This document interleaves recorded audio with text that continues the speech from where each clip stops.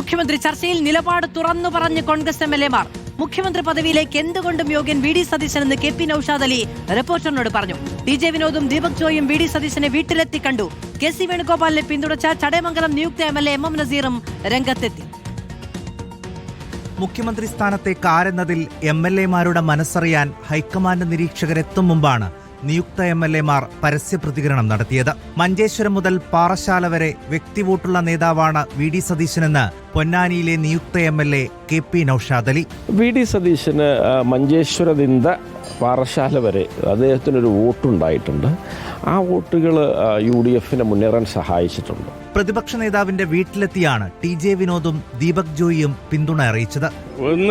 രണ്ട് എംഎൽഎമാർ ഇങ്ങോട്ടേക്ക് എത്തിയിട്ടുണ്ട്. ഒരു പിന്തുണ അർപ്പിക്കാൻ വേണ്ടി ഞാൻ പുള്ളി ജില്ലയിൽ വന്നപ്പോൾ കാണാനായിട്ട് വന്നു. എന്നാൽ കെ സി വേണുഗോപാലാണ് മുഖ്യമന്ത്രി പദത്തിന് യോഗ്യനെന്നായിരുന്നു ചടയമംഗലം നിയുക്ത എംഎൽഎ എം എം നസീറിന്റെ തുറന്നു പറച്ചിൽ. ഇതിൽ ഏറ്റവും പ്രധാനപ്പെട്ട ആള് ശ്രീ കെ സി വേണുഗോപാലാണ്. കേരളത്തിലൊരു പുതിയ നേതൃത്വത്തെ അവതരിപ്പിച്ചത് അദ്ദേഹത്തിന്റെ ശ്രമഫലമായിട്ടാണ്. ഹൈക്കമാൻഡാണ് പറയുന്നത്. ഹൈക്കമാൻഡ് എന്ന് പറയുന്നത് ശ്രീ കെ സി വേണുഗോപാൽ തന്നെയാണ്. കെ സിയെ പിന്തുണച്ച് കോൺഗ്രസ് നേതാവ് ദീപ്തി മേരി വർഗീസും രംഗത്തെത്തി. സ്ഥാനാർത്ഥി പ്രഖ്യാപനവുമായി ബന്ധപ്പെട്ട് സാധാരണഗതിയിൽ കോൺഗ്രസിൽ നിരവധി പ്രശ്നങ്ങൾ ഉണ്ടാവേണ്ടതാണ്.